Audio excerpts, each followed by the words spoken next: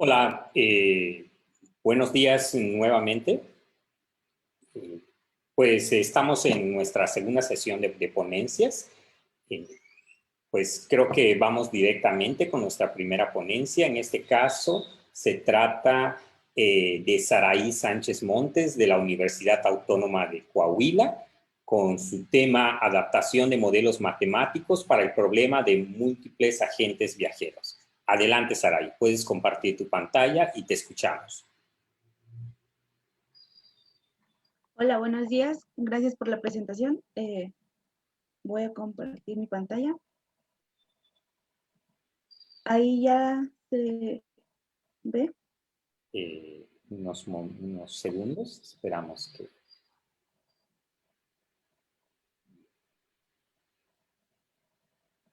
Bueno, Dice me que dice. pulse para entrar en modo... Ya, ahí ya está. Ok. Ya podemos. Ok, bueno, a continuación les presentaré mi trabajo de tesis. Lleva por nombre Adaptación de modelos matemáticos para el problema del agente viajero múltiple. Este fue el trabajo de tesis de la licenciatura. Y bueno, mis directores fueron el doctor Oliver Ábalos Rosales, el doctor Alibey Cáquez Cruz y codirector la doctora Yajaira Cardona Valdés. Y bueno, pues ya lleva por nombre Adaptación de modelos matemáticos para el problema del agente viajero múltiple. Y este es el contenido que estaremos revisando en esta presentación. Bueno, el problema del agente viajero, mejor conocido como TSP por sus siglas en inglés, este consiste en determinar la ruta más corta y cerrada que debe seguir un agente viajero en un conjunto de n ciudades, también conocidos como nodos. Bueno, se trata de minimizar la distancia total recorrida. Aquí se muestra un ejemplo del TSP. Consiste en 11 ciudades en un solo agente viajero, el cual inicia su recorrido o su ruta en la ciudad 1 y, bueno, visita las ciudades restantes pasando por ellas una sola vez y regresando a la ciudad de la que partió. Del problema anterior se desprende el problema del agente viajero múltiple, mejor conocido como MTCP. Este consiste en dado un conjunto de n ciudades y un conjunto m de m agentes viajeros. Bueno, se encarga de determinar rutas para los agentes viajeros que comienzan y terminan en una sola ciudad, tal que cada ciudad restante sea visitada solo una vez para así minimizar la distancia total recorrida por los agentes viajeros. Aquí también se muestra un ejemplo, también consiste en 11 ciudades, pero aquí son 3 agentes viajeros. Inician en la ciudad 1, pasan por sus ciudades correspondientes solo una vez y regresan a la misma ciudad de la que partieron. Bueno, en Cara y Vectas, bueno, nos dice que el MTCP es uno de los problemas más importantes en la literatura científica en optimización, y muchas de sus aplicaciones son basadas en problemas que se presentan día a día, por ejemplo, problemas de rutas de transporte, distribución y de logística. En Vectas se hace una revisión de diferentes aplicaciones y formulaciones y algoritmos de solución para el MTCP y, bueno, también nos muestra una modelación teórica y práctica, pero no se lleva a cabo una comparación experimental de las formulaciones. Este trabajo deriva de avances recientes que se han dado en formulaciones presentadas por el doctor Ábalos Rosales en el 2015 y Fanjul Peiro en el 2019 para problemas de secuenciación de tareas en máquinas paralelas y el interés de, bueno, y también el interés de evaluar dichas formulaciones en otros problemas combinatorios como lo es el MTCP o problemas de ruteo de vehículos. El objetivo general de esta tesis fue estudiar los modelos matemáticos y su desempeño para el problema del agente viajero múltiple, así como plantear posibles variaciones de los modelos y comparar los desempeños de las formulaciones.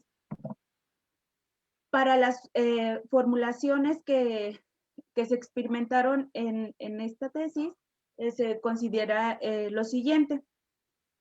Tenemos un conjunto M de M agentes viajeros, un conjunto N de N ciudades, donde los índices I, J y H pertenecen al conjunto de las ciudades y los índices K pertenecen al conjunto de los agentes viajeros. y A es el conjunto de arcos de una ciudad I a una ciudad J, y la ciudad 1 es donde parten y regresan los agentes viajeros. Esto se impuso así. Y bueno, cada viaje de la ciudad I a la ciudad J tiene un costo asociado CIJ. El primer modelo con el que se experimentó fue el modelo de vectas de dos índices, donde la variable X y sub IJ es binaria y toma valor a 1 si la ciudad J es visitada inmediatamente después de la ciudad I y 0 en otro caso. La primera ecuación se encarga de minimizar el costo total de los recorridos de todos los agentes viajeros. La ecuación 2 y 3 nos dicen que la cantidad de agentes que salen del depósito principal es la misma cantidad de agentes que regresan al finalizar el recorrido. Y las restricciones 4 y 5 nos dicen que solo un agente puede entrar a visitar cada ciudad y pues por lo tanto solo una puede salir de esta. La restricción 6 se encarga de la eliminación de ciclos y la restricción 7 nos dice la naturaleza de la variable. La restricción 6, que se encarga de eliminación de ciclos, bueno, se encarga de evitar estos tipos de casos para que nos dé un recorrido más, bueno, un recorrido cerrado. El segundo modelo con el que se experimentó fue el modelo de vectas de tres índices, donde la variable X sub IJK también es binaria, toma valor a 1 si la gente K visita la ciudad J inmediatamente después de la ciudad I y 0 en otro caso. Aquí la primera ecuación se encarga de minimizar el costo total. Las restricciones 9 establecen que cada ciudad debe ser visitada solo una vez. Las restricciones 10 aseguran que una vez que un agente viajero visita a una ciudad, también debe partir de esta ciudad hacia otra.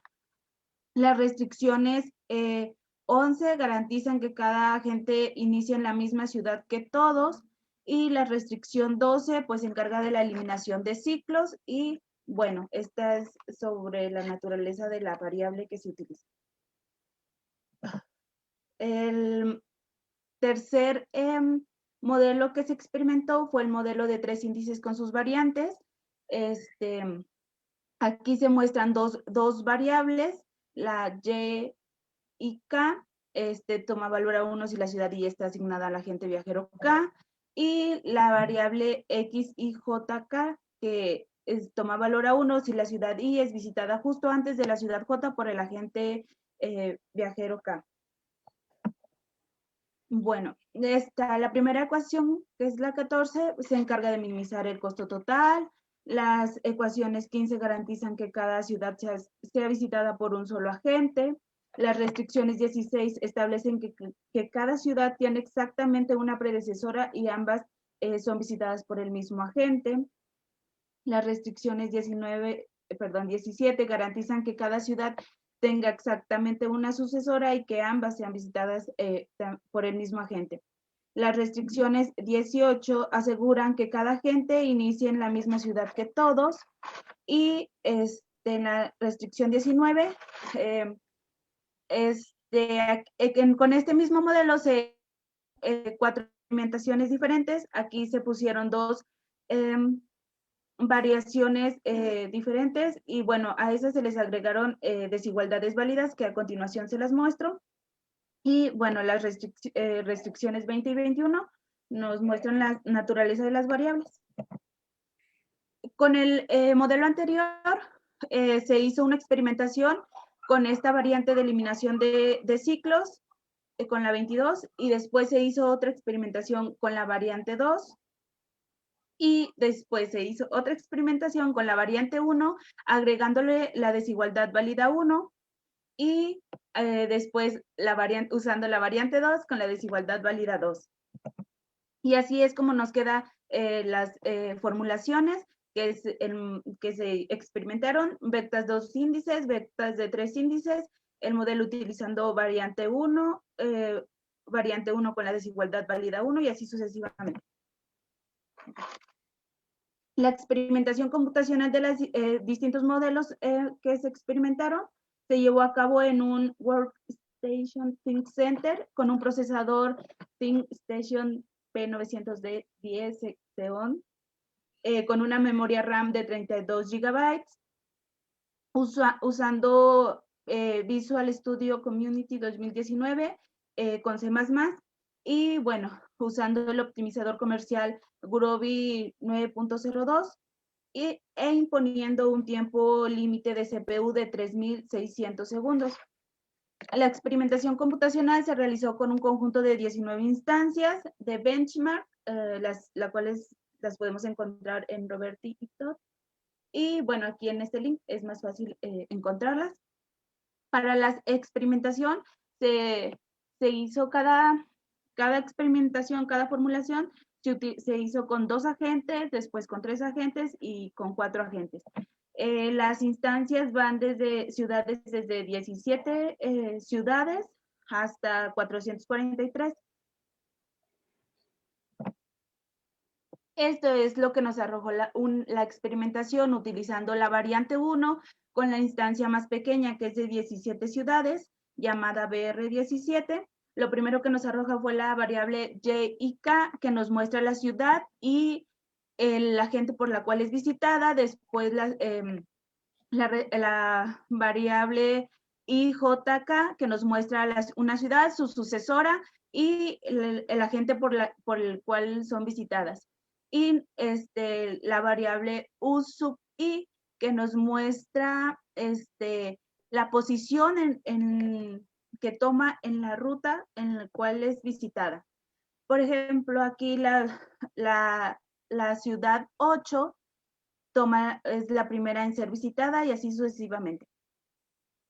También nos arroja el costo total, que fue, en este caso es 42. Ahora se hace una comparación de las variantes considerando 2 agentes viajeros. Aquí podemos ver la cota superior, la cota inferior, el gap y el tiempo de CPU de cada una de las formulaciones. Acá podemos ver el nombre de las instancias y bueno, en amarillo podemos ver las instancias con la formulación que tomó menos tiempo en terminar de obtener la solución óptima. Y en azul vemos las instancias que llegaron al tiempo límite, pero no llegaron a la solución óptima. Y en grisecito verde podemos ver las instancias que no obtuvieron ninguna solución. O sea, se acabó el tiempo límite y no obtuvieron ninguna solución. Aquí podemos ver, comparando los tiempos de CPU, que el de vectas de 2 índices, pues es mejor que los demás, ya que algunos pues obtuvieron más tiempo o algunos no obtuvieron la solución óptima y otros ni alguna solución. Ahora comparando con 3 agentes viajeros, se muestran de la misma manera. Aquí podemos ver que vectas de 2 índices sigue siendo mejor respecto a los tiempos de CPU. Y bueno, se lee las gráficas de la misma manera. Con 4 agentes viajeros, aquí podemos ver que ya vectas de 2 índices no tiene ningún problema y soluciona todas las instancias mejor que las demás formulaciones. Y bueno, acá ya tenemos por ejemplo, el de modelo de variante 2 con la desigualdad válida 2, pues había resolvido en las anteriores todas las instancias, ahora ya no resuelve alguna, se le complicó más y bueno, aquí vectas de 2 índices sigue siendo mejor. Y ahora comparando las cantidades de instancias que llegaron al óptimo o que llegaron al tiempo límite y obtuvieron solo algunas soluciones y algunas que no reportaron ninguna solución, y el gap promedio, bueno, pues aquí podemos ver que vectas con 2 agentes pues está empatado con vectas de 3 índices, pero ya en los demás con más agentes pues ya sigue siendo mejor vectas de 2 índices. Ahora, en conclusiones, tenemos que el modelo de vectas de 2 índices se obtuvieron mejores resultados, ya que la mayoría de las instancias se terminaron de resolver dentro del tiempo límite establecido a optimalidad, excepto una, y tanto la variante 1 con desigualdad válida 1 como la variante 2 con desigualdad válida 2, con respecto a las variantes y las desigualdades, resuelven más instancias. La desigualdad válida tiene una mejora importante respecto a los modelos de variante 1 y variante 2, con las instancias que resuelven, ya que sí proporcionan soluciones y los gaps no son tan altos. Y bueno, comparando las variantes con sus desigualdades y vectas de 3 índices, se concluye que este último es mucho mejor respecto al tiempo de CPU solo con 2 agentes, ya que con 3 y 4 agentes, bueno, las variantes con sus desigualdades tienen un mejor desempeño que vectas de 3 índices, destacando que las formulaciones de las variantes con desigualdades tienen más variables que el de vectas de 3 índices. Y bueno, en la literatura no existe una comparación experimental de los modelos de vectas de 2 índices y vectas de 3 índices. Y bueno, la comparativa que se presenta en este proyecto brinda una mejor perspectiva del desempeño de las formulaciones para el MTCP. Estas son algunas referencias bibliográficas y es todo de mi parte. Muchísimas gracias, Saraí. Empezamos un poquito tarde, entonces quizá tenemos tiempo para un par de preguntas. En Facebook no veo por el momento alguna pregunta, pero mientras a ver si alguien se anima, yo te hago una. Muy interesante la plática, por cierto. Entonces, mi duda aquí grande es, ¿qué significa que no tenga una solución? En el sentido de que si tú tuvieras una mejor máquina y no tuvieras ese tiempo límite, ¿será que puedas llegar a una solución o de plano no encuentras un mínimo? Por ejemplo, algunas tienen, por ejemplo, aquí nos muestra el gap viene siendo como el porcentaje de lo que falta por resolver. Entonces, algunas, por ejemplo, aquí tienen, bueno, vamos a ver uno de los más, bueno, de ya mayores a 1%, que viene siendo 1%, ya es muy alto porque, bueno.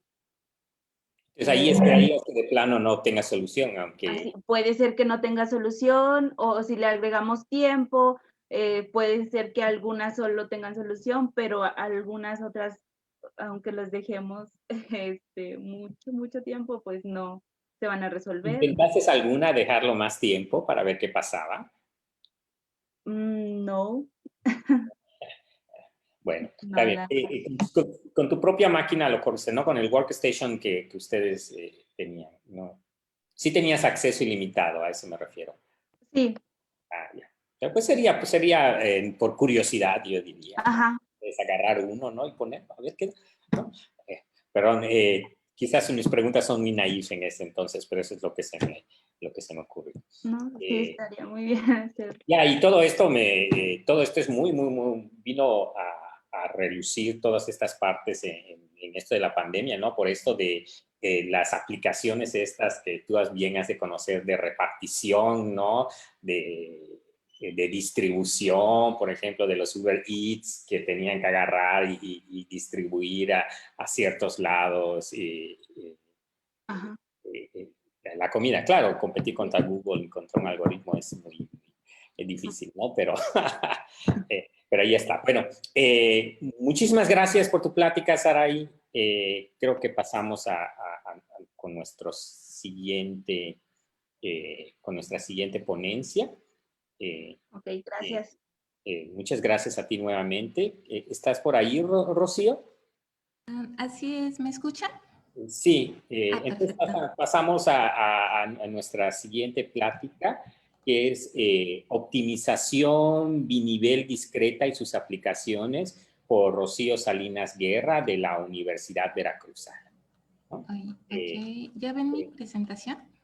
Sí, ya lo vemos. Entonces te Ok, cedo la palabra y con mucha confianza. Y muchas gracias. adelante. Bueno, ¿prendo mi cámara o así está bien?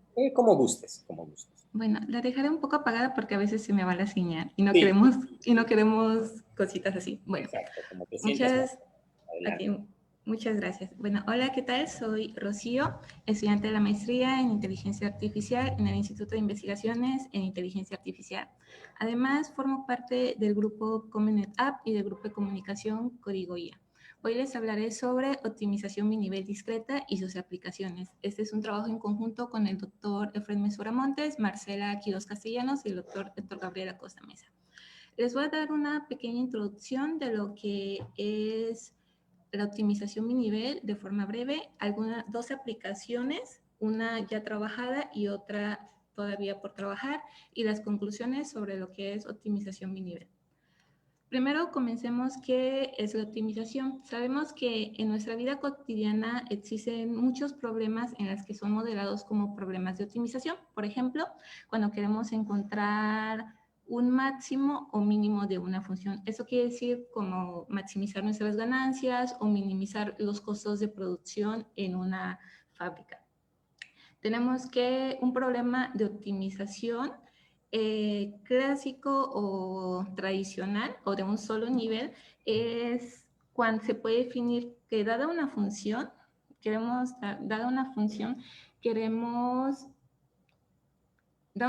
encontrar el valor máximo o mínimo en un respecto a algún criterio, que es prácticamente nuestro espacio de búsqueda de un conjunto de posibles alternativas. Pero, ¿qué pasa cuando consideramos la situación donde llegue a existir una jerarquía en la toma de decisiones? Por ejemplo, cuando hay personas que toman decisiones en diferentes niveles y dicha toma de decisiones se resuelven concentrándose en un nivel, incluyendo el comportamiento de los otros niveles. Estos problemas comúnmente son llamados problemas de optimización minivel. Pero, ¿cuál es el origen de la optimización minivel? La optimización minivel se introduce en 1934 con teoría de juegos, con Bolenstacker en el término líder-seguidor. Décadas más tarde se comienzan las formulaciones de optimización minivel y el término programación en minivel en 1977. Años más tarde se empiezan a resolver esos problemas y como ya sabemos que un problema de optimización de un solo nivel son complejos, ya sea en el costo computacional o en la forma de resolverse, se dijo que esos problemas son problemas NP duro y posteriormente se concluyó que son problemas fuertemente NP duro. En mi caso, estamos trabajando en problemas utilizando métodos aproximados, pero también se han utilizado distintos métodos. Entonces, en 1994 se introdujo el primer algoritmo genético para optimización minivel. Del 2000 hasta la fecha existen distintas estrategias de resolución en las cuales incluyen los métodos clásicos, los métodos aproximados y los métodos híbridos. Y del 2005 hasta el presente ha habido un gran trabajo de optimización minivel en espacios discretos. Pero, ¿qué es la optimización minivel? Bueno, voy a dar este ejemplo en la cual vamos a pensar que existen dos agentes.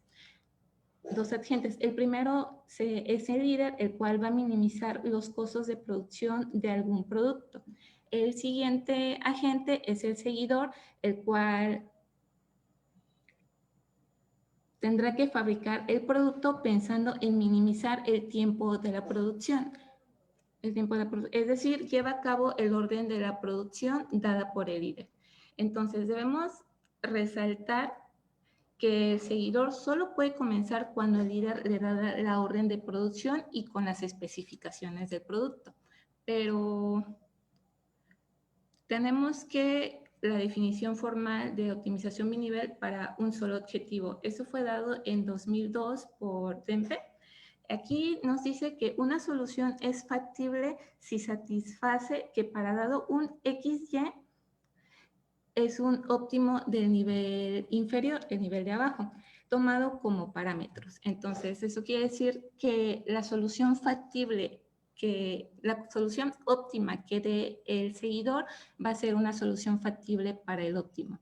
Esto quiere decir que son que la optimización, un problema de optimización binivel es un problema de optimización que contiene como restricción a otro problema de restricción anidado. Aquí notemos que el nivel superior, que es el líder en esta parte, y el nivel inferior, que es el seguidor.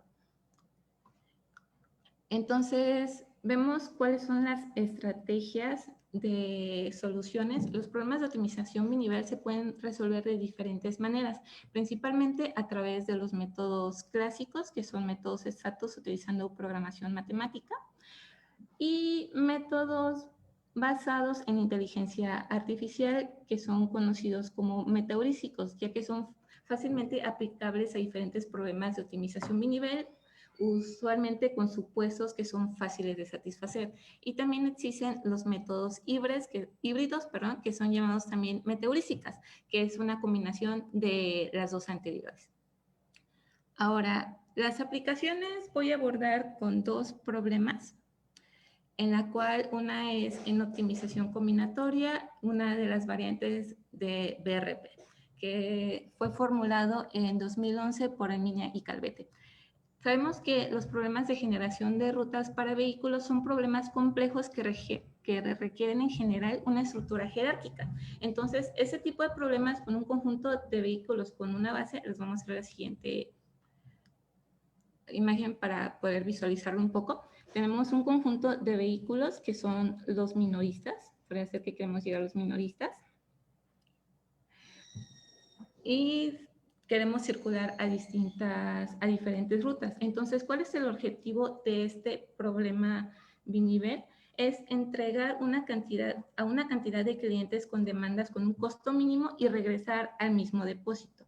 Tenemos los depósitos, pero las empresas de distribuciones son prácticamente nuestro nivel superior, queda la orden. Ay, disculpen por la falta de ortografía en esta parte. Entonces, ¿qué queremos? Entonces, el problema BNP es una generalización del problema BRP, en la cual se tienen dos depósitos, D1 y D2.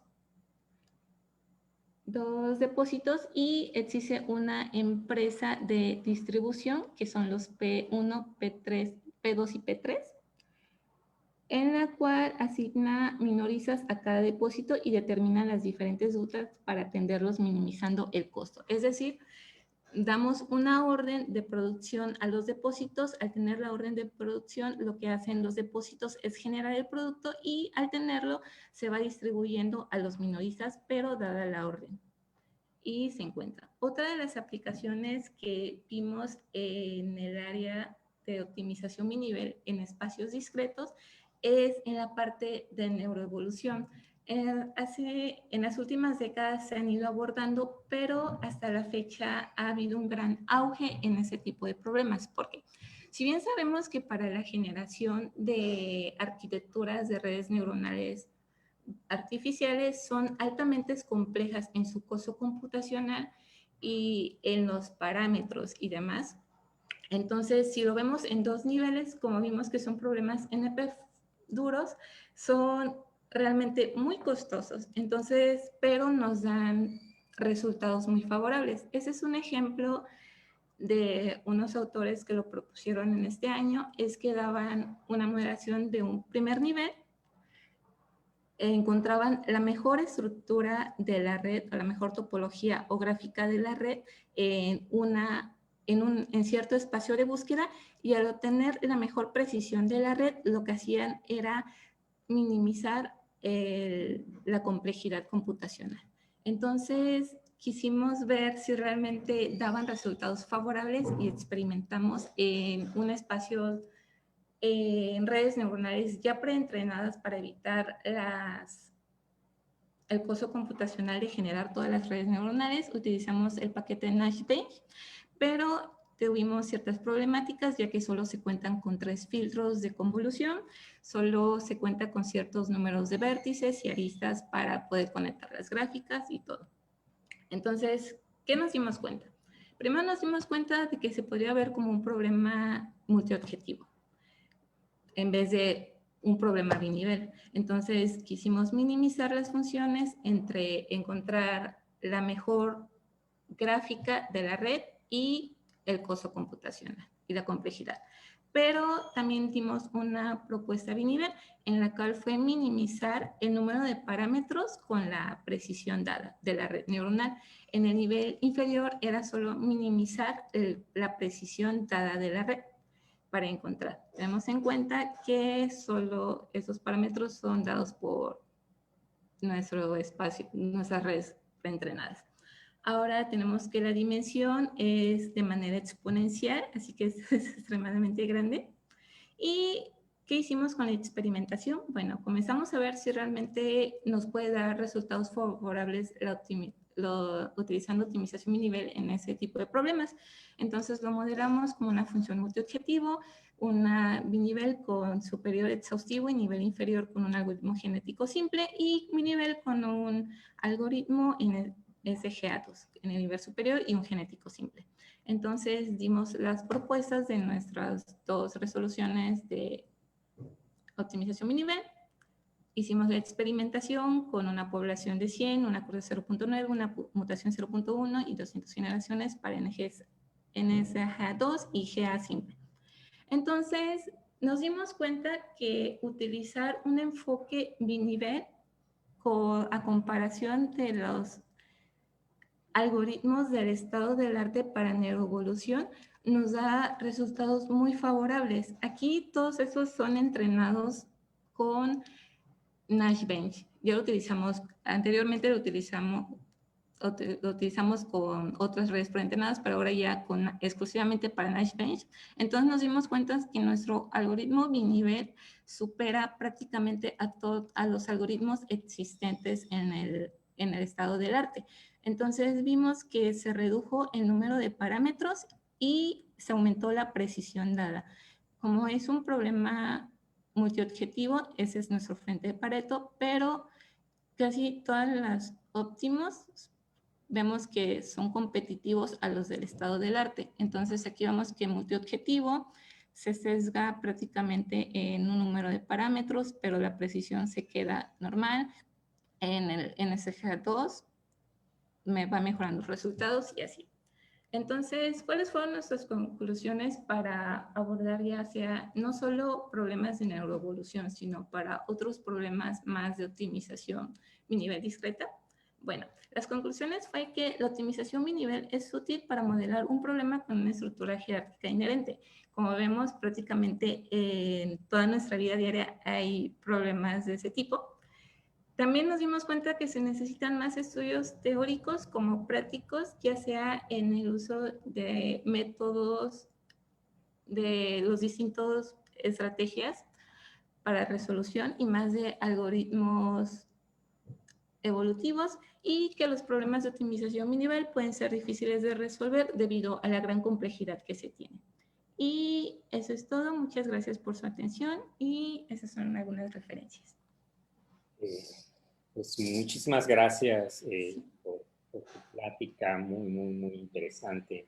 Estoy checando, estoy disculpando este momento y creo que no tenemos preguntas en Facebook, pero yo sí tengo un par de preguntas. La primera, me llamó mucho la atención cuando presentaste tu gráfica de 2 niveles, que el segundo nivel lo pusiste más complejo que el primero.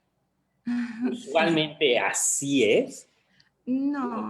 ¿O solo es una cuestión gráfica? O sea, solo es una cuestión, depende muy bien de las personas o de lo que queramos resolver. En nuestro caso, nosotros lo que se quiere hacer de esta forma. Pero cabe mencionar que si se cambia la estructura de los, ¿cómo que se llama? De lo que va a atacar el nivel superior y el nivel inferior, prácticamente las soluciones cambian. Va. Entonces, no necesariamente, o sea, depende mucho de tus objetivos. Ajá, depende mucho de los objetivos que se deseen. Ya, muy bien. Entonces, obtuviste muy buenos resultados con tu metodología binivel. Entonces, uno esperaría como que la siguiente pregunta, ¿hay una metodología de más niveles? ¿Y qué tan complejo sería aplicar este? Sí, hay metodologías que es en multinivel. La optimización binivel es como un caso particular de la optimización multinivel. Y realmente De lo que sí he checado, sí es una complejidad hacerlo demasiado grande, porque ahorita de 2 niveles sí me he encontrado con muchos topes a resolverlo, porque es como que un nuevo método de ver. Bueno, ya tiene años, por lo visto, pero con algoritmos evolutivos y más en espacios discretos te encuentras que hay un sesgo de investigación para trabajar. Bueno, que hay un sesgo de información, pero es algo rico para trabajar de seguir investigando. Pero sí, sí existe la parte multinivel. Claro, entonces como que tú esperarías, o sea, el trabajo es mucho mayor, pero sí esperarías mejores resultados todavía. Sí, porque lo que he checado, bueno, aquí ya tenemos, bueno, en la universidad, en el instituto, ya hay, igual en México, hay personas trabajando desde hace años con optimización binivel, ya sea en espacios discretos, que está en Nuevo León el doctor José Fernando Vallejo, Camacho Vallejo, y en el instituto se encuentra el maestro Jesús Adolfo Mejía de Dios, solo que él trabaja en espacios continuos. Solo en pero ha habido como que entre los métodos, ha habido que en el campo de algoritmos evolutivos o con métodos y quitando los métodos exactos, utilizando optimización binivel, pero con múltiples objetivos, también hay como que está sesgada la información para resolverlo. Entonces, en esta parte que ahora yo estoy trabajando en optimización binivel discreta, veo que casi todos los problemas son resueltos ya sea con métodos exactos y unos que otros con métodos híbridos. Entonces estamos viendo como que qué pasa con esos algoritmos, si nos pueden dar mejores resultados, si podemos obtener o realmente no es viable irse por ese camino. Pero sí hay muchos problemas, ya sea teoría de gráficas, también lo han modelado con optimización binivel, en machine learning, en esa parte que me llamó muy bien, que es la neuroevolución, que fue apenas que supe que existía, pero por lo visto ya había años personas trabajando en eso. Entonces sí, creo que sí hay como que cosas bonitas. Vas a seguir tu doctorado en este campo. Sí. Ah, pues muy bien. Sigue, sigue. Miguel, Nuevamente tenemos... Perdón, ¿me escuchas? ¿Sí? Quisiera hacerle una pregunta a Rocío, una pregunta meramente de curiosidad. Claro. En el ámbito de los algoritmos de optimización, pues regularmente yo he visto que se categorizan como optimización, o algoritmos de optimización locales y globales. Ajá. Entonces, no sé si ese algoritmo que tú nos mencionas cabe dentro de alguno de esos dos. Debe ser global, me imagino. Sí, es global. Ah, perfecto. Bueno, pues en Facebook César Rosales te felicita por tu trabajo, por cierto. Gracias. Y bueno, pues creo que es tiempo de pasar a nuestra siguiente plática.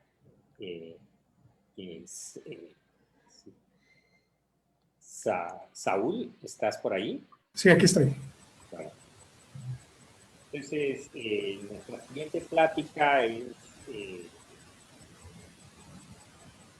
medidas de correlación estadística en sistemas de osciladores cuánticos por Saúl Juan Carlos Salazar Samaniego de la Universidad Autónoma México. Entonces, te cedo la palabra, Saúl, y adelante, te escuchamos. Ok, muchas gracias. Gracias por la invitación. Yo vengo de la Universidad Autónoma Metropolitana. Estoy trabajando en el Departamento de Química y este trabajo está relacionado con lo que estoy haciendo en mi doctorado.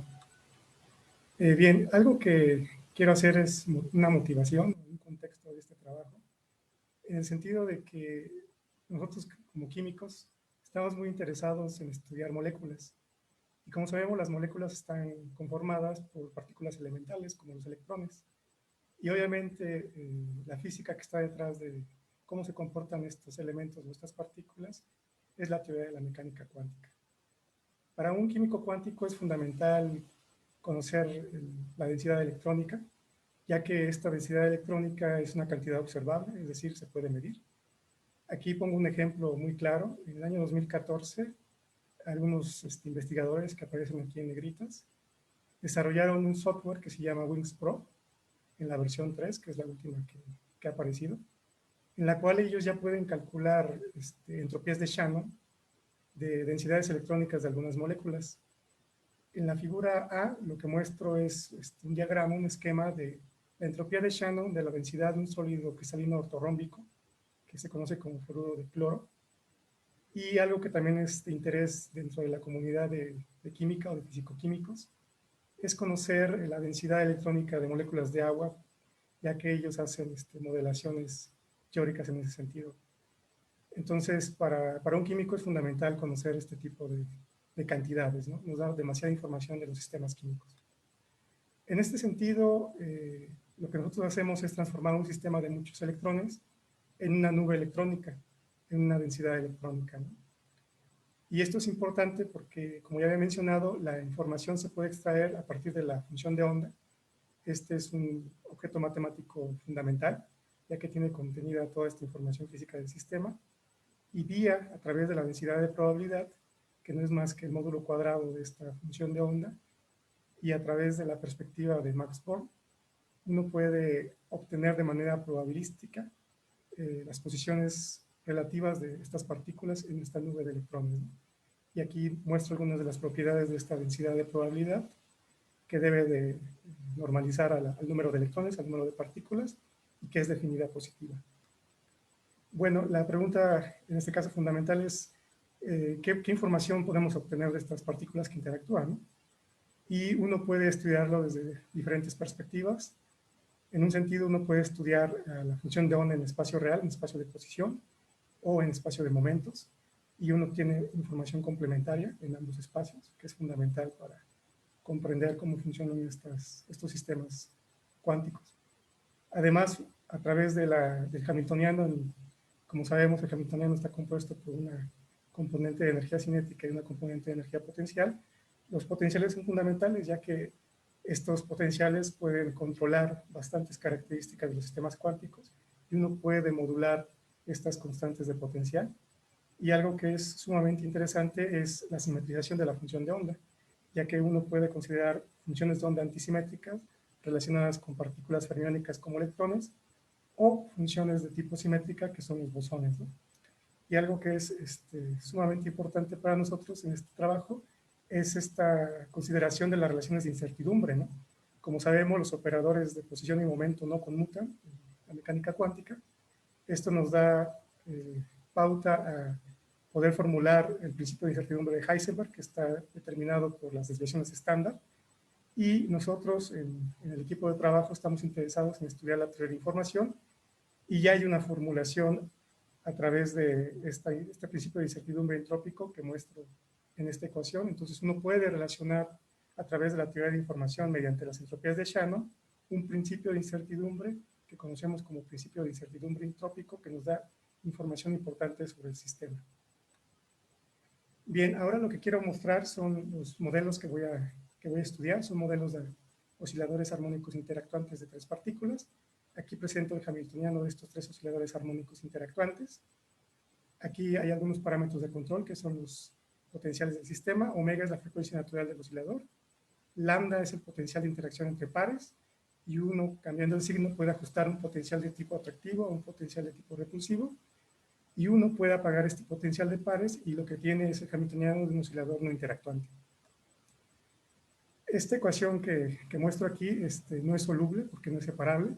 Entonces lo que nosotros hacemos es un cambio de coordenadas, mediante coordenadas de Jacobi, y hacemos que el hamiltoniano pueda ser separable, entonces ya es soluble. Podemos entonces resolver la ecuación de Schrödinger.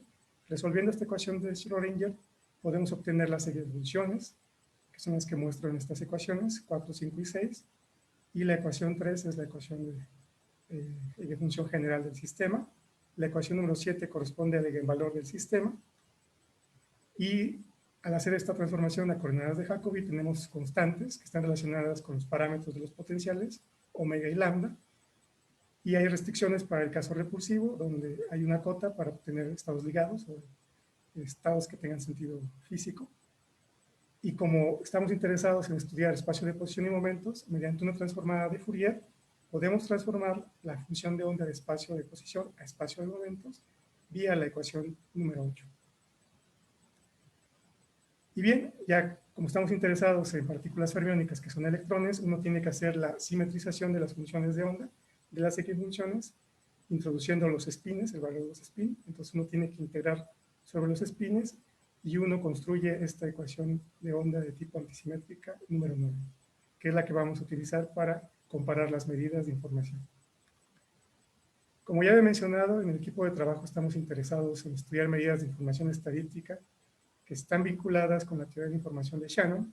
Entonces, fundamentalmente tenemos que calcular entropías de Shannon de estas funciones de densidad electrónica, y ya hemos estudiado con anterioridad lo que se conoce como la información mutua, que mide la correlación entre pares y está relacionada con conocer lo que vendría siendo la entropía de Shannon para una partícula y la entropía de pares en este caso.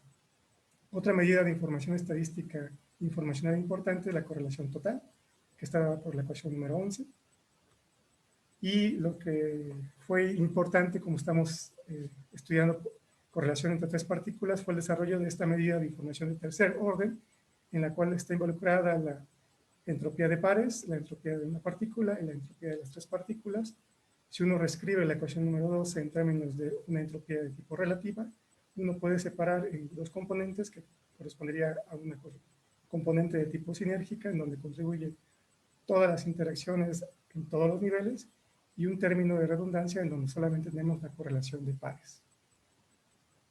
Algo notable es que nosotros pudimos reconocer que aparecen estructuras en las informaciones mutuas. Aparece un mínimo cuando, para un cierto valor del parámetro lambda, que tiene que ver con la correlación lineal, y en la medida de información de tercer orden aparece un cambio de signo que tiene que ver con la componente de sinergia y redundancia.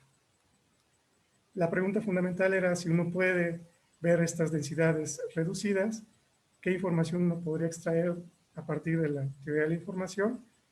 No fue muy claro lo que se podía observar, entonces lo que se propuso fue medidas de correlación de momentos de orden superior, ya que en este sentido, si uno puede calcular estos momentos de orden superior, estos momentos, de acuerdo al modelo que estamos estudiando, son analíticos. Sin embargo, las informaciones de Shannon no son analíticas, entonces uno tiene que calcular numéricamente integrales. Entonces cuesta algo de trabajo, pero si uno ve desde la perspectiva de momentos de orden superior, uno puede calcular estos momentos que son analíticos y son más simples, ¿no? Entonces, una idea fundamental es, usando la idea de un físico cuántico que se llamaba David Bohm, fue obtener una especie de covarianza generalizada a través de momentos de orden superior, y se propuso esta ecuación número 15, que es un nuevo coeficiente de correlación, para medir estas correlaciones sutiles que se conocían, ¿no?, desde los años 50, 60. Entonces, para poder comparar medidas de covarianza generalizadas, lo que se hizo fue normalizar la información mutua que ya habíamos calculado, y una nueva medida que se introdujo fue la cocurtosis de dos variables que no se había utilizado en sistemas cuánticos. En breve, esta cocurtosis de dos variables solamente colapsa el primer término, por ser funciones de tipo gaussianas, y uno obtiene una relación entre esta covarianza generalizada que propuso Bohm y que utilizamos como idea, y que tiene relación con esta cocurtosis de dos. Entonces aquí lo que muestro brevemente son gráficas de diferentes estados. Este estado es un estado bosónico, es un estado simétrico, y uno observa de las gráficas que hay un acuerdo entre la teoría de la información con las cocurtosis y con estas nuevas medidas de correlación. Tanto en el caso atractivo como en el caso repulsivo, fue algo bastante interesante. Y también se hizo esta prueba para el estado antisimétrico, que sería el caso de utilizar electrones, fermiones, y también hay un acuerdo generalizado entre la información mutua junto con esta cocurtosis de dos variables, tanto en el caso atractivo como en el caso repulsivo, y observamos que existen ciertas desviaciones con la covarianza generalizada que propone Bohm. O sea, hay un acuerdo entre lo que dice la información mutua y lo que las medidas de cocurtosis de estadística clásica nos han mostrado. Pero bien, nuestros sistemas de tres partículas, ¿no? Entonces, habría que esperar encontrar una correlación de tres variables. Lo primero que uno puede pensar es en estudiar el cumulante, pero pues el cumulante no nos va a dar información, esto es obvio porque son gaussianas. Entonces, lo que se propuso en este caso fue una correlación total en términos de momentos de superior, tomando las ideas de Bohm, y esta construcción fue la ecuación número 21. y la comparamos con la correlación total normalizada que ya habíamos estudiado previamente. Y lo que se hizo aquí fue la extensión a cocurtosis de 3 variables. Y como ocurría, si uno hace la expansión del numerador en la ecuación 23, solamente sobrevive el primer término y uno, de nueva forma, puede encontrar una relación en esta covarianza generalizada, la BOM, junto con esta cocurtosis de 3 variables, y eso fue bastante interesante. Aquí muestro un ejemplo donde estamos graficando el estado 001 para un estado fermiónico de 3 partículas, y de igual manera se ve que hay un acuerdo entre la teoría de la información junto con las medidas de cocurtosis de 3 variables, y hay desviaciones con lo que se había propuesto a la BOM, ¿no? Finalmente, una idea que surgió de esto fue la correlación de 3 variables, pensando en esta información de 3 variables que habíamos propuesto previamente. Entonces, aquí lo que se hizo fue tratar de construir una medida de correlación de tercer orden que tuviera la información de la correlación total junto con esta covarianza generalizada a la BOM.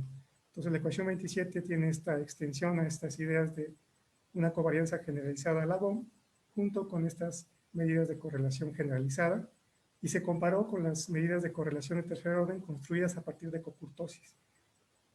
Tuvimos 2 propuestas. Una propuesta fue una combinación lineal de cocurtosis de pares y cocurtosis de 3 variables, y una tercera fue una especie de cociente para ir tasando o ir midiendo la variación entre cocurtosis de 3 y 2 variables. Aquí lo que presento es una prueba para el estado antisimétrico, en donde de nueva cuenta se observa que hay un acuerdo total entre la teoría de la información junto con esta nueva medida.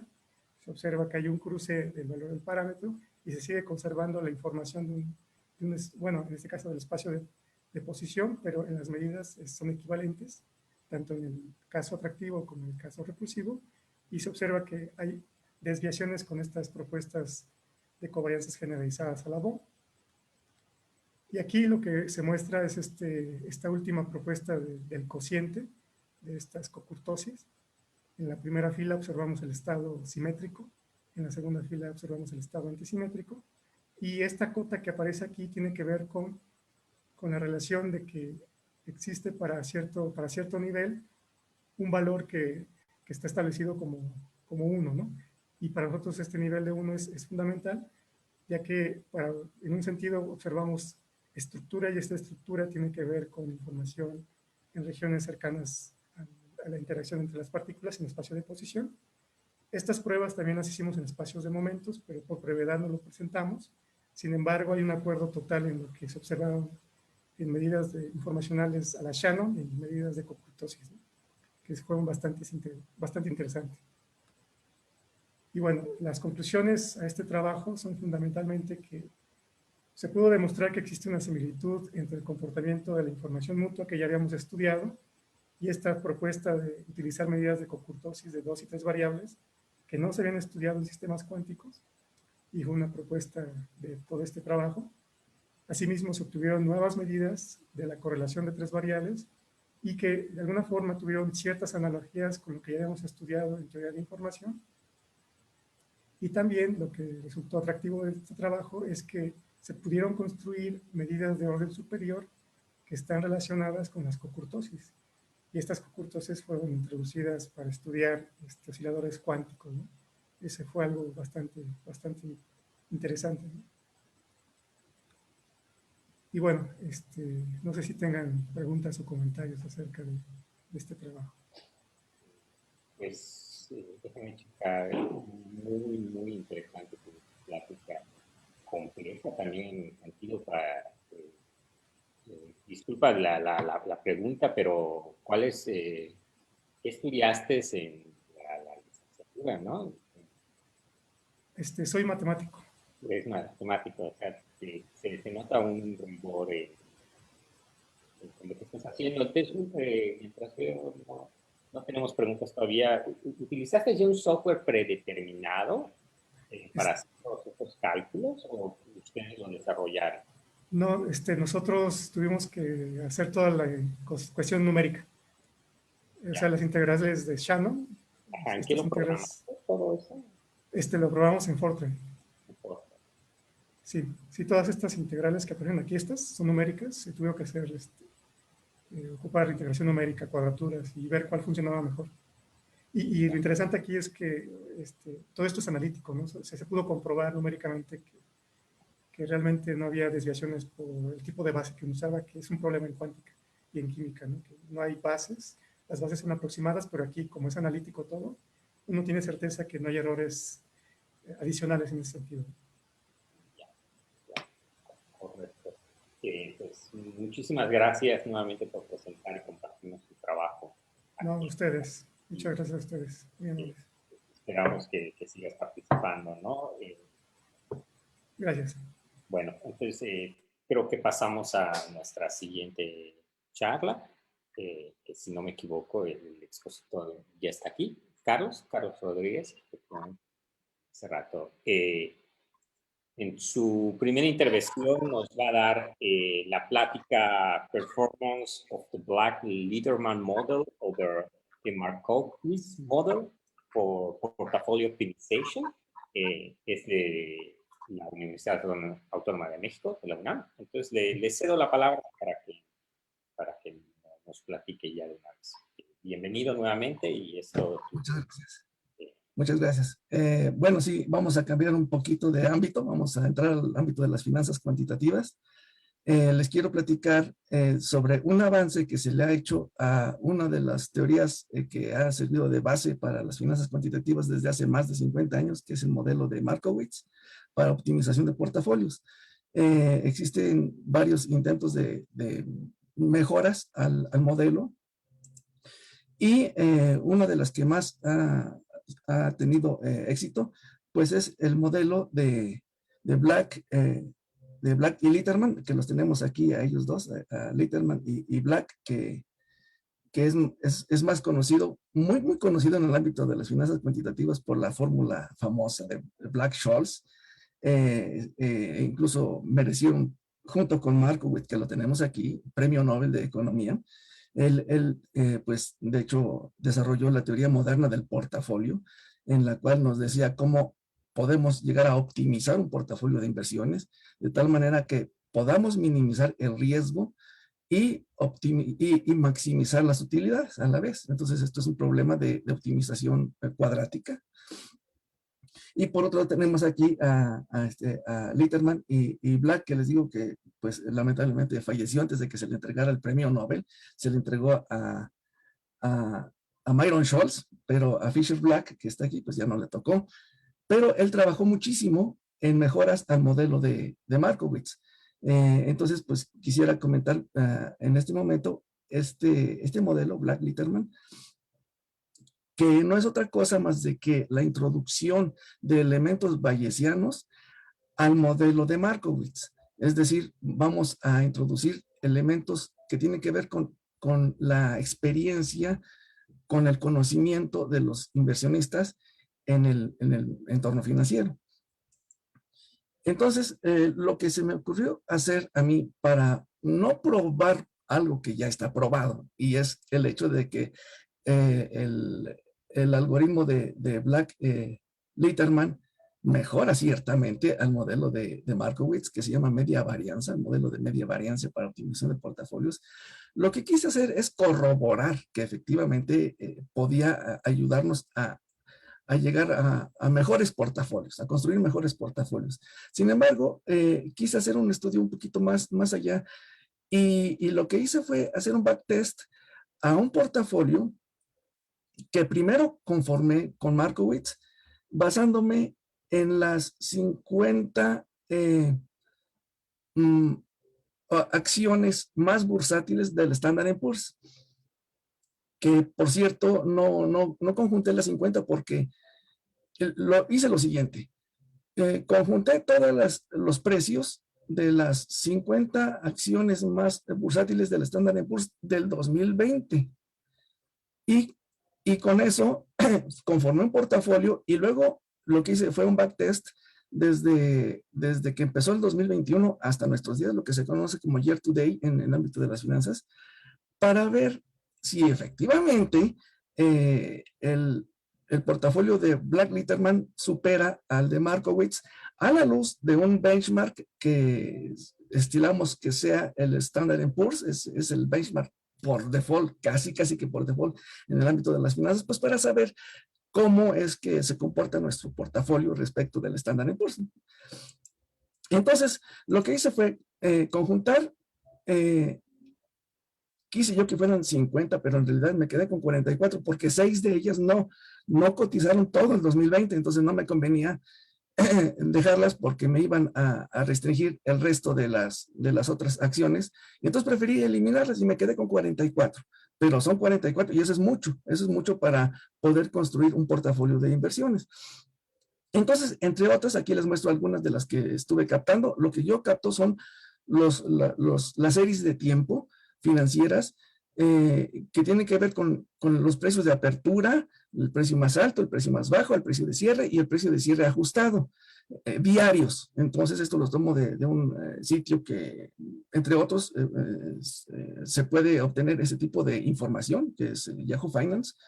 Y bueno, aquí solo muestro algunas de esas 44 para que más o menos tengamos una idea de las que capté, que por ejemplo aquí tenemos alguna de las que se empezó a oír mucho, porque son de las Robinhood, que hicieron mucha mella en los mercados, porque hubo muchos compradores y vendedores en corto, que hicieron temblar a los mercados por acciones más o menos como esta, entre otras.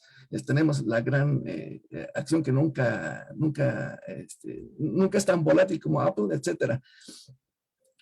Lo que hago yo aquí en estos gráficos que les presento es graficar los precios de cierre ajustado, y lo hago así porque luego de los precios de cierre hay entrega de dividendos en algunas acciones, y entonces lo que se prefiere hacer, o lo que yo prefiero hacer, es mejor utilizar el precio de cierre ajustado ya a la entrega de dividendos cuando hay entrega de dividendos.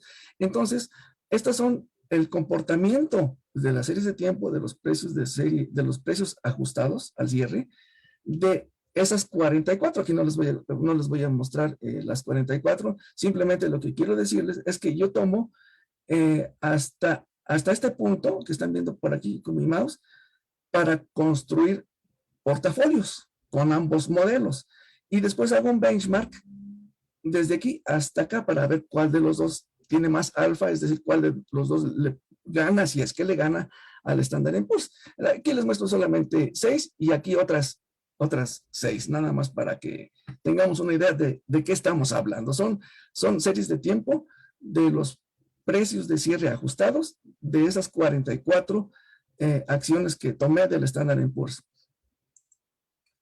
Y lo que hacemos es después hacer una modelación muy pequeña, matemática, para obtener los retornos logaritmizados para trabajar con ellos. De hecho, con lo que se trabaja siempre es con los retornos financieros, y sobre todo no discretos, sino logaritmizados, porque es mucho mejor, por algunas cuestiones teóricas, hacerlos de manera logarítmica que de manera discreta. Entonces aquí les estoy presentando los comportamientos de los retornos logaritmizados de algunas de las acciones. Todas giran en torno al cero. ¿Por qué? Pues porque son retornos diarios. Es decir, que hay días que se gana, hay días que se pierde, días que se gana mucho, días que se pierde mucho. Entonces, todo oscila alrededor de cero. Y esta es una gran ventaja, porque con ello podemos modelar los retornos con base en alguna distribución de probabilidad. Aquí lo que estoy presentándoles es una matriz de varianza-covarianza, que es uno de los insumos para echar a andar el modelo de Markowitz. De hecho, lo requerimos tanto los retornos como la varianza, que le conocemos en finanzas como la volatilidad, el riesgo. Entonces, aquí tenemos la matriz de varianza-covarianza de las 44 acciones que tomé en cuenta. Aquí es como una especie de mapa de calor, en donde lo que se trata de hacer es diversificar, y esa es la teoría que nos dice Markowitz. Hay que diversificar nuestros portafolios, es decir, no poner, como decimos en el argot, no poner todos los huevos en la misma canasta, porque se rompe la canasta, se nos rompen todos los huevos. Entonces más vale tener huevos en diferentes canastas, es decir, no tener precios en nuestro portafolio que se parezcan mucho entre sí. ¿Y cómo hago yo para saber para evitar que se parezca mucho pues con la matriz de varianza-covarianza. Las varianzas que son muy claras o que tienden a ser más claras son las que se pueden considerar que se van siguiendo. En tanto, las que son más o menos en este tono son las que yo preferiría, puesto que se comportan diferente respecto del tiempo. En lo que unas suben, otras bajan, y me conviene a mí tener así, porque si se me cae una, pues bueno, que otra no se me caiga. Entonces, esa es la idea de la diversificación de portafolios. El modelo de Markowitz, como sabemos, es un modelo de optimización cuadrática, en donde a la vez requerimos de minimizar el riesgo y maximizar la utilidad. Entonces, este es el modelo de programación cuadrática, en donde involucramos tanto a la matriz de varianza-covarianza como al vector de rendimientos para que opere el modelo. Lo que vamos a obtener con este modelo es una serie de portafolios que todos ellos pudieran ser considerados como óptimos, porque van a trazar una cosa que le llamamos frontera eficiente. Pero lo que queremos ahora es identificar dentro de la frontera eficiente cuál de ellos es el que más nos conviene tener. Es cómo construir mi portafolio con base en alguno de la frontera eficiente, y para ello utilizamos el índice de Sharpe, que apoyó a la teoría de Markowitz a través de lo que se llama Capital Asset Pricing Model, que es como un complemento. De hecho, se estila que es un complemento a la teoría de Markowitz, y entonces con ello podemos llegar a obtener un portafolio verdaderamente óptimo, un portafolio en la tangente. Decimos, esta es la gráfica que se conforma, es una especie de parábola que se obtiene. Todos estos puntos amarillos son portafolios, y los que están en ese color negro son portafolios en la frontera eficiente. Es decir, cualquiera de ellos nos sirve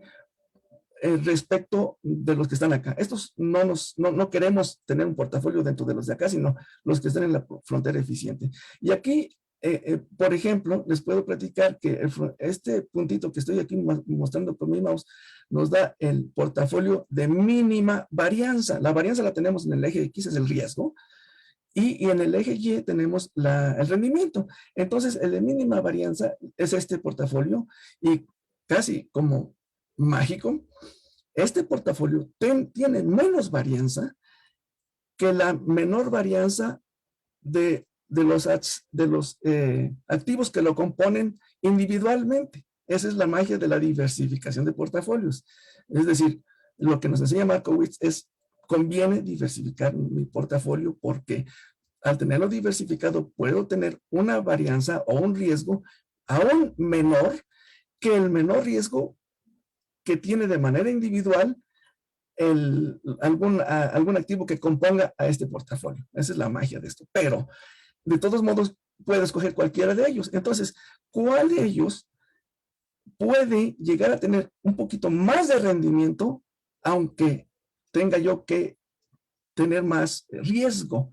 Pues ese me lo va a dar el índice de Sharpe, que lo tenemos aquí ubicado en la tangente a la frontera eficiente, aquí en este punto rojo, y el índice de Sharpe está corriendo en esta línea verde, pues prácticamente coincide. Entonces, el índice de Sharpe lo mostré en la lámina anterior, la fórmula matemática para obtenerlo, y entonces este es el portafolio que, a final de cuentas, después de las 44 acciones, yo voy a poder construir para tener un portafolio óptimo, de acuerdo a la teoría de Markowitz, que se le conoce como modelo de media varianza. Y resulta que, considerando todos los 44 precios de todo 2020 del Standard & Poor's 500, de acuerdo al modelo de Markowitz, este sería mi portafolio óptimo.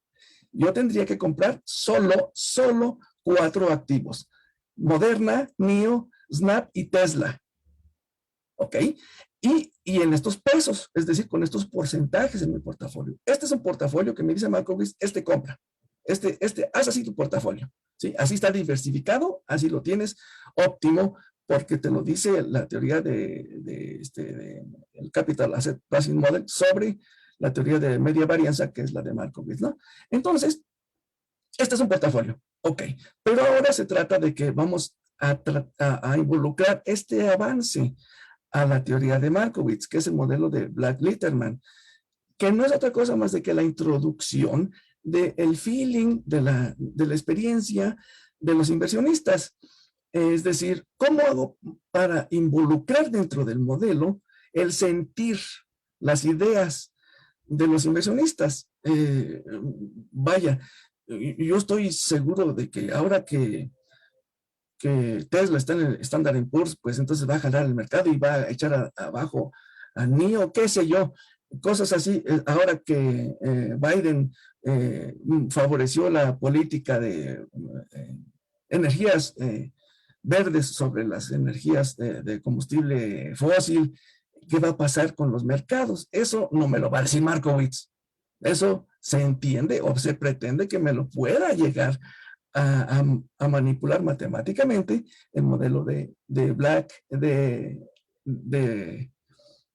Black-Litterman, que por cierto empezó él a trabajar, de hecho, Fisher-Black trabajó muchísimo en el ámbito de las mejoras al modelo de Markowitz. Él es físico cuántico. Hace rato encontramos por ahí, bueno, escuchamos en la anterior plática sobre de la ecuación de Schrödinger. De hecho, Black es físico cuántico, e involucró la teoría de la ecuación de la transmisión de calor, la transferencia de calor, la ecuación de Schrödinger, para evaluar portafolios, derivados.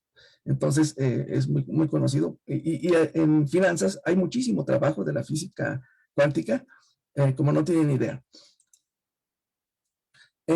Tenemos que, por otro lado, ya una vez que trabajó con Jack Traynor, ya intentaba él involucrar el sentimiento de los inversionistas dentro de los modelos de Markowitz.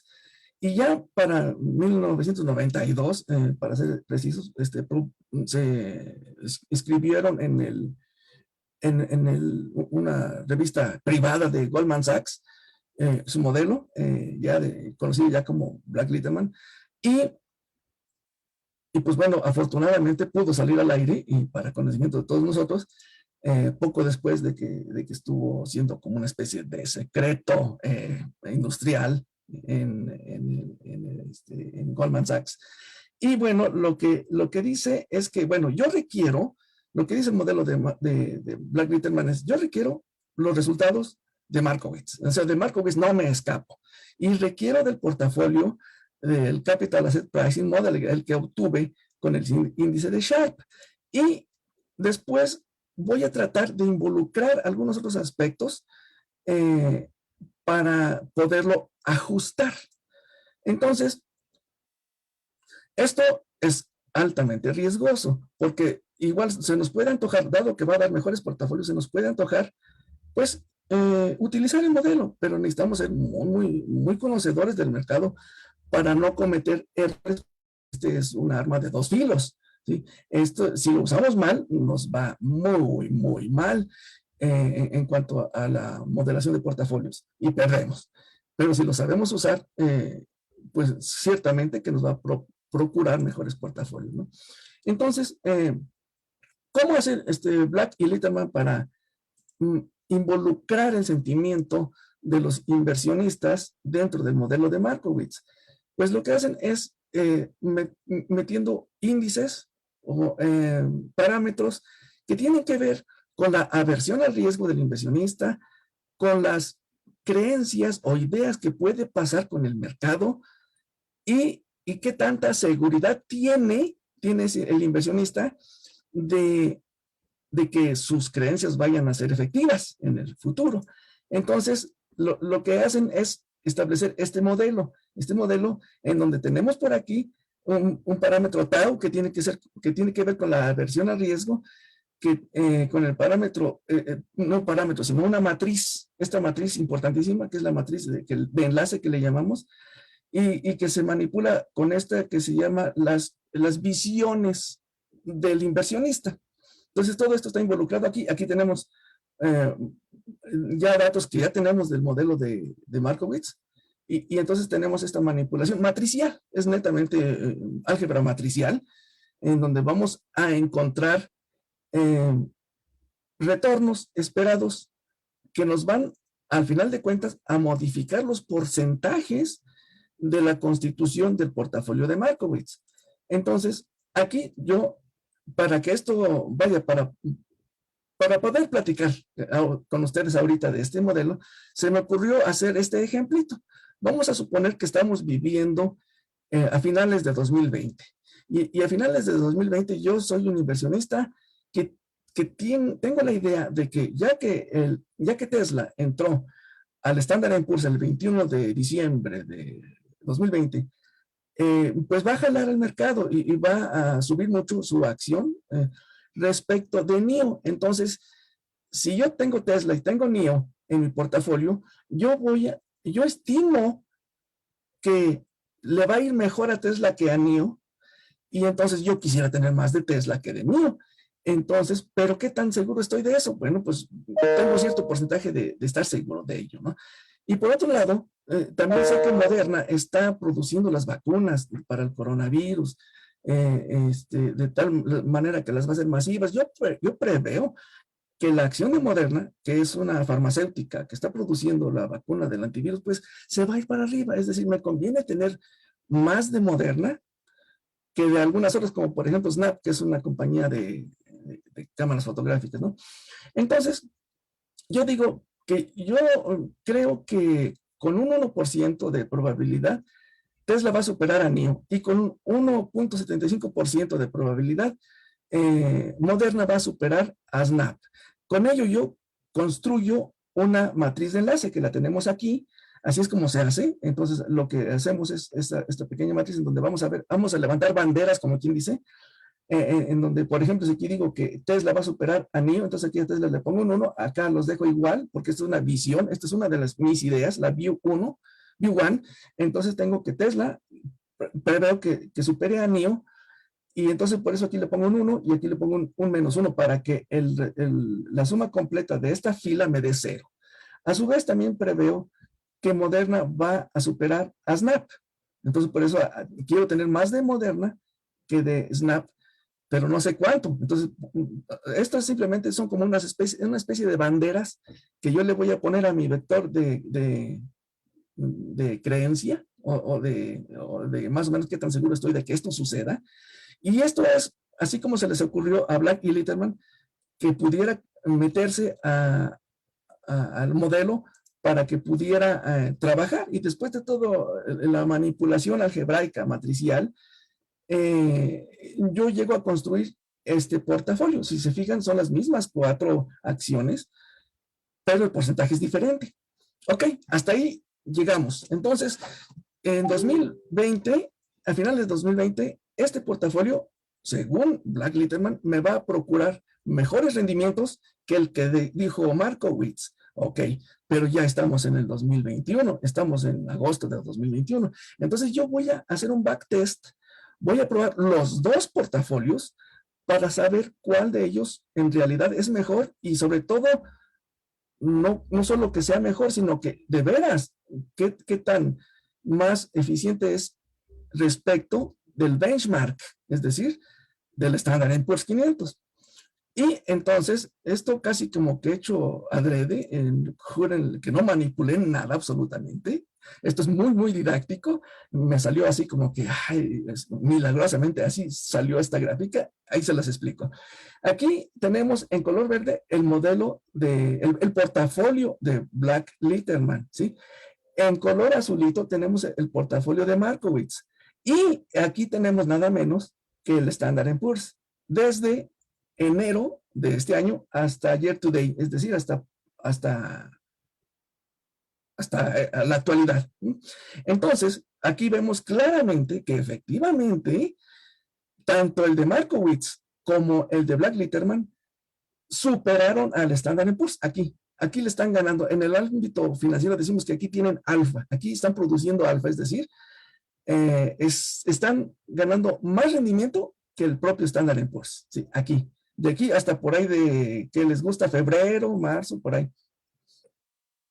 Pero también estamos observando que realmente el portafolio de Litterman en verde está poquito arriba del de Markowitz.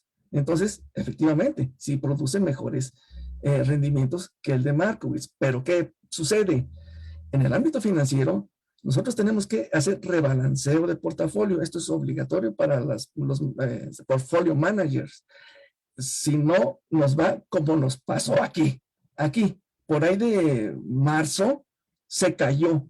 Tanto el de Black Litterman como el de Markowitz se cayó. Y entonces aquí ya dejaron de generar alfa. Es decir, aquí ya les gana el Standard & Poor's a cualquiera de los dos portafolios. Entonces, la moraleja es, pues, hay que hacer un rebalanceo periódico. Y de hecho, cualquier portfolio manager hace rebalanceo. Pues, regularmente cada mes, a más tardar cada 3 meses, que es más o menos el periodo de entrega de dividendos. Entonces, miren, de todos modos, por aquí estamos, aunque ya aquí no generó alfa en ninguno de los dos portafolios, de todos modos estamos viendo que el de Black Litterman supera un poquitín al de Markowitz, pero actualmente, aunque ambos ya están levantándose, y seguro que por ahí, si me compran este portafolio, van a ganarle al Standard & Poor's, o por lo menos lo van a empatar aquí, ya en estos días. Pero ¿qué pasa aquí ya? Pues aquí pasa que ya el de Markowitz superó al de Black Litterman. Entonces, moraleja, hay que diversificar. Otra moraleja, si no sabemos utilizar Black Litterman, sucede como cualquier otra herramienta de estas que se nos antoja usar en el ámbito financiero. Es mejor no usarlas que usarlas mal, para no tener que suicidarnos cuando perdamos un montón de dinero en acciones que se nos van a la baja. Entonces, pues estas son mis conclusiones. Efectivamente, Black Litterman supera a Markowitz, porque se les ocurrió a ellos dos involucrar matemáticamente, o sea, mapear matemáticamente el sentimiento, la experiencia de los portfolio managers. Pero hay que tener muy, muy en cuenta que, pues, mientras nuestro estetoscopio esté mejor afinado y lo tengamos puesto todo el tiempo en los mercados financieros, pues mejor usemos otras cosas.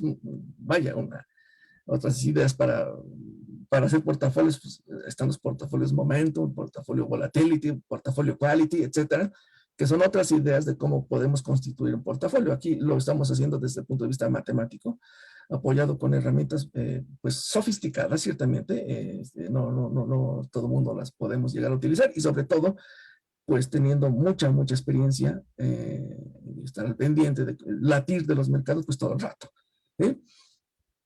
Lo que sí hace Black Litterman, es que el modelo de Markowitz de media varianza es muy sensible, muy sensitivo, de tal manera que cualquier movimiento en una de las acciones va a hacer que lo reconstituyamos, que sea otro portafolio diferente, simplemente por el hecho de que ya no tengamos una acción y sí tengamos otra. Entonces, pues bueno, esto es lo que les quería. Esta es mi primera de las charlas que tengo aquí con ustedes. Así. Y pues aquí tengo algunas referencias para si son de su agrado el entorno financiero y esto de los paros cardíacos. Un poco comido para las preguntas. Creo que te voy a ceder la palabra para la siguiente. Para la siguiente plática, sí. ¿Cómo? Sí, gracias. Perdón, justamente lo que iba a decir, que ya en su momento habrá preguntas. Vamos a pasar a la siguiente plática. El doctor Carlos. Sí. Entonces, sí. Te cedo la palabra, Francisco. Sí, gracias, perdón. Sí. Adelante, doctor. Entonces, si gustas, vamos a empezar con la siguiente plática. El novel proposal to compute the value at risk, the general hyperbolic distribution. Entonces, poner un mensajito ahí cuando falten 5 minutos, doctor. Entonces, adelante, por favor. Ok, muchísimas gracias. Bueno, pues esta es la otra charla y tiene que ver con el valor en riesgo, que es uno de los modelos para estudiar el riesgo, pues que se seguir utilizando, y es lo que se utiliza, vaya, es lo que se utiliza en el ámbito de las finanzas, ¿no? Y pues para empezar, este chascarrillo, que quizá no sea tan chascarrillo, pero dice, esto del valor en riesgo es tan útil como la bolsa de aire de mi coche. Funciona todo el tiempo, menos cuando tengo un accidente. Entonces, esto quizá no sea tan falso.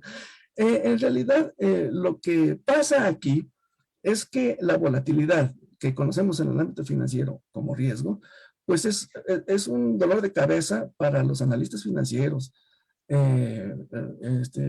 los que hacemos finanzas cuantitativas, apoyados con modelos muy, muy sofisticados, como ya les he comentado, como el modelo de Black-Scholes, todo eso que tiene que ver con, o está basado en la física cuántica, todas esas cosas. Entonces, pues ha sido esto una preocupación de siempre, porque pues queremos, obviamente, saber el riesgo, ¿no? Sobre todo en el ámbito financiero, pero sobre todo en esto que nos ocupa de modelar nuestra realidad, pues saber a qué nos estamos enfrentando y más o menos qué tanto tenemos de probabilidad de que nos sucedan cosas feas, etcétera, ¿no? Entonces, esto en el ámbito financiero es crucial. El valor en riesgo se empezó a utilizar más o menos por ahí de 1985, así tal cual, un concepto ya como, propiamente como una medición del riesgo, pero pues anterior a ello pues, hubo muchísimo trabajo, ¿no? En el ámbito de la estadística, de modelos matemáticos algo sofisticadores, imagínense, para modelar la varianza, ya escuchamos en las pláticas anteriores lo delicado que es trabajar con varianzas, que en este caso aquí los conocemos como volatilidad, o mejor dicho, como riesgo en este caso, ¿no? El riesgo es la volatilidad, y la volatilidad pues, es la varianza o desviación estándar que existe en los fenómenos financieros. De todos modos, lo que acicateó en mayor medida que la obligatoriedad de hacer análisis basados en el valor en riesgo fue cuando la crisis, el escándalo del banco de Barings, que lo hizo quebrar esta persona que está aquí, que es Nick Leeson, que le conocemos como el Rush Trader, hasta hay una película de él. Ahorita es un héroe, pero lo echaron a la cárcel porque en la empresa donde él trabajaba, que le dieron luz verde para que él comprara, vendía opciones financieras, lo mandaron allá al mercado de Singapur y quebró Barings y echó para abajo a los mercados financieros mundiales por algunas operaciones que no le salieron bien. Así es esto de ingrato. Si a él le hubiera salido bien las cosas, pues a lo mejor nada más las veces le daban, o su comisión. Pero como no le salieron bien, pues a bote. Entonces, a raíz de eso fue que los acuerdos de Basilia, que ya existían, dijeron, oye, ¿sabes qué? Creo que sí es muy importante que le echemos un ojo a esta situación. ¿Por qué?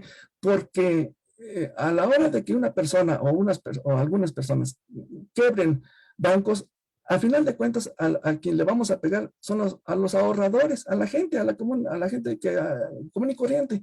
La vamos a dejar pues sin sus recursos y pues esto no está nada bien. Entonces, en los acuerdos de Basilia, pues se estableció los mecanismos y la obligatoriedad de que hubiera analistas que estuvieran haciendo diario este análisis del valor en riesgo. Ahora, lo que pasa aquí es precisamente de lo que se trata esta charla, es que se ha modelado el valor en riesgo tradicionalmente, y me consta porque lo he vivido,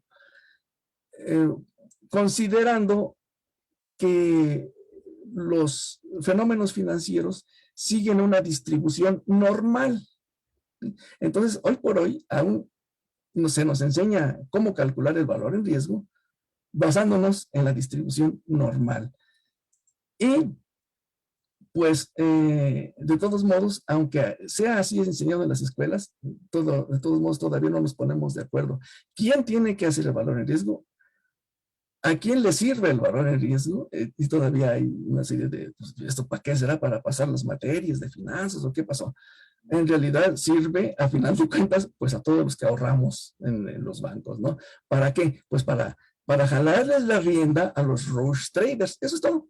Sí, el valor en riesgo no es otra cosa más de que cómo hacer que los rush traders les jalemos la rienda para que no arriesguen de más mis recursos que yo tengo ahorrados en el banco y lo que no me los vayan a hacer perdedizos.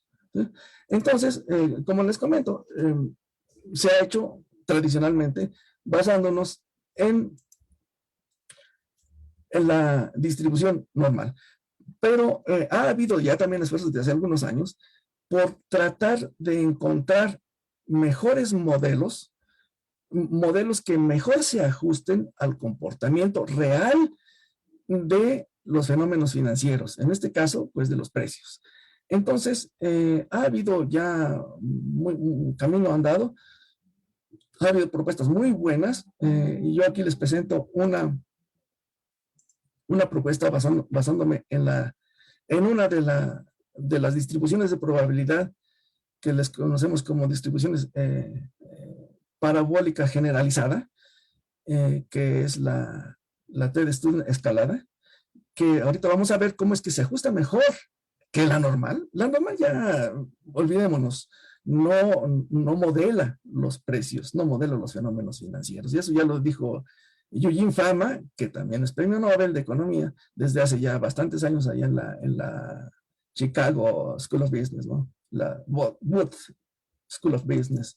Entonces, pues esto es como se han estado estudiando el valor en riesgo. Queremos basarnos en una probabilidad, pero pues una que se ajuste más decentemente a la naturaleza de los precios que lo que puede ser la normal, ¿no? Entonces, la distribución normal, pues ya sabemos, la fórmula clásica de Carl Friedrich Gauss, que nos dijo que así es como se comporta la mayoría de fenómenos en la naturaleza, y le atinó, ¿sí? Porque esa la seguimos utilizando y la vamos a seguir utilizando, pero pues para modelar fenómenos en la naturaleza, flujos, espesores, alturas de todas las especies animales, bla, bla, bla, bla, todo, gran parte de los fenómenos en la naturaleza siguen esta distribución, la distribución normal. Cuyos parámetros pues los tenemos bastante estudiados, un parámetro de medida de tendencia central, un parámetro de dispersión, bla, bla. Y por otro lado, como ya vimos que, bueno, y en unas gráficas más adelante que les voy a mostrar, que no modelan los fenómenos financieros, pues ha habido esfuerzos. Entre otros está la distribución hiperbólica generalizada, que no es otra cosa más que una familia. Es decir, yo no puedo decir, yo voy a utilizar la distribución generalizada hiperbólica, porque me va a decir, no, pero espérate, es que esa es una familia. ¿Cuál de ellas? Pues voy a utilizar esta. En este caso, en el caso que yo les comento, pues la T escalada, ¿no? Hay otras que también modelan decentemente los precios, como por ejemplo la distribución, la doble exponencial, que también se le conoce como distribución de Laplace. Esa modela muy bien. Wilbur es otra distribución que también modela decentemente, pero la T escalada lo hace muy bien. Entonces, bueno, esta distribución la introdujeron para estudiar la arena, las playas y cosas así extrañas, pero necesarias en el ámbito que ocupe. Y al final de cuentas, esta es la expresión matemática para la familia de probabilidades, distribución de probabilidades hiperbólicas generalizadas, ¿no? Dentro de ellas, pues existen la T sesgada, la T, bueno, entre otras también la T escalada, que es la que yo utilizo. Que pues, por aquí les voy a poner la fórmula, aquí está, y que introduce otro parámetro. Como sabemos que don William Seeley Gossett, que se apodó el Student, él desarrolló la distribución que ahora se conoce como T, la T del estudiante, la T de Student, de William Gossett. Él introdujo un parámetro no porque su distribución servía para modelar fenómenos que no podía la distribución normal porque faltaban datos, es decir, son para datos muy pequeños. Entonces, él hace una especie de bondad ahí de ajuste con los niveles de libertad, los grados de libertad, perdón.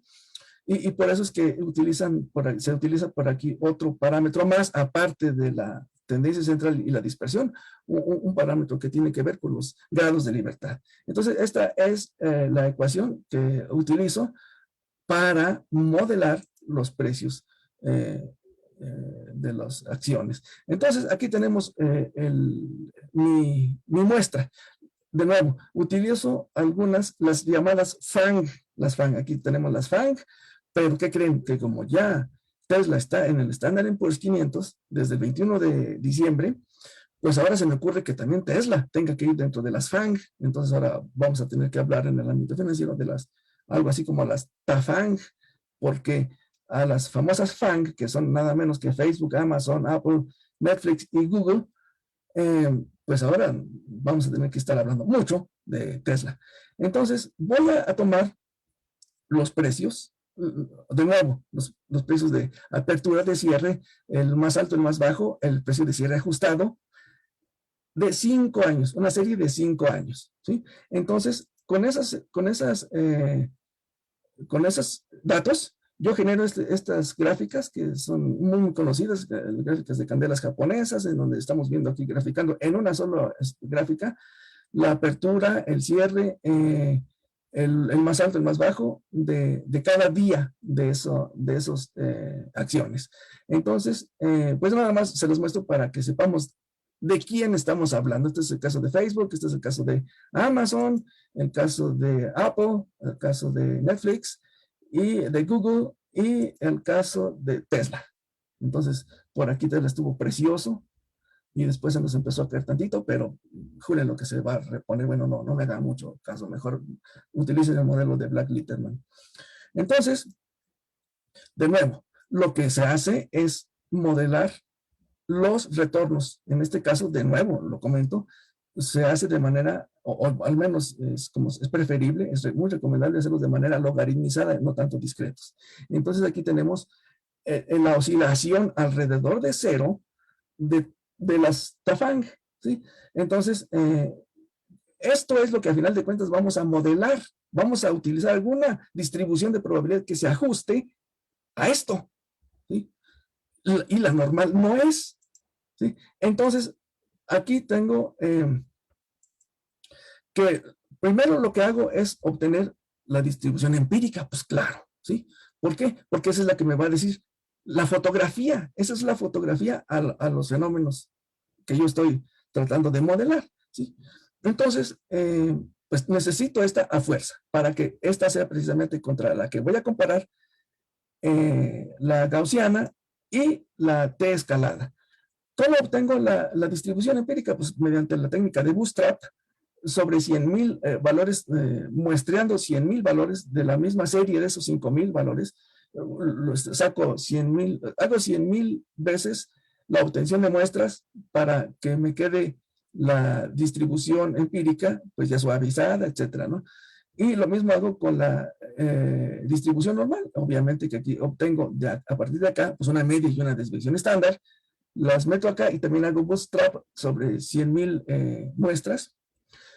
Y con la T escalada, aquí lo que hago es, primero tengo que encontrar los parámetros. Entonces, por ahí utilizo un software para obtener esos parámetros de la distribución, que los vamos a obtener precisamente con, de nuevo, haciendo un algoritmo o el método de la máxima verosimilitud para encontrar esos parámetros. Y luego, ya teniendo esos parámetros, de nuevo, vuelvo a hacer un bootstrap de 100,000 valores para poder generar las gráficas. Y aquí las tenemos, aquí se las presento. Lo hice para las 6 acciones, entonces es lo mismo. Aquí tenemos la distribución empírica en color medio rosita, así melón, aquí está. Estos son los precios reales, es la fotografía de los rendimientos en este caso, los rendimientos, ¿sí? Aquí va. Y luego le voy a empalmar aquí en verdecito la distribución normal. Vean nada más lo pobre que se ajusta a los precios reales. Por aquí tengo mediciones de kurtosis que me van a hacer ver que como la normal de plano no modela bien los fenómenos financieros. Aquí tenemos la kurtosis de la normal, como todo el mundo sabemos, pues es 3, ¿sí? Es 3 porque esa es la kurtosis de la normal, de la gaussiana normal, es 3 siempre. Y lo que nos entrega a veces el software, cuando nos dice que la kurtosis de la normal es 0, es porque en realidad hay paquetes de software que nos entregan el exceso de kurtosis, ¿sí? Entonces, en este caso, pues lo que